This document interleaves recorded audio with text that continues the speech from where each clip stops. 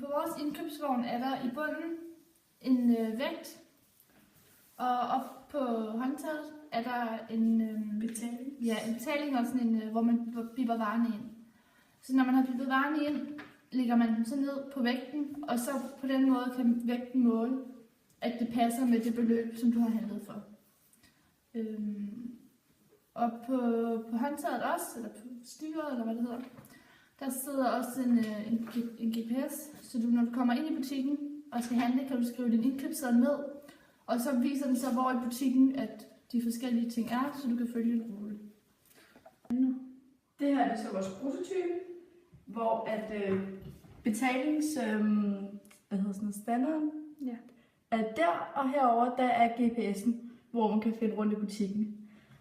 Barnet kommer til at sidde her med benene på hver sin side, til den ikke ryger ned. Og vægten, det er det her sølv, der er her. Og så hver gang man ligger noget, og der fjerner noget, så registrerer GPS'en det. Ja.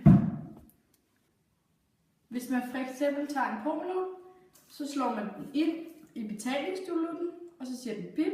Så inde i vores system kan man se, om det er en pomelo, du har taget, fordi at man lægger den ned i vægten, og den vejer, hvad den vejer, eller den ser, hvad den vejer, og så ser man, om det er en pomelo.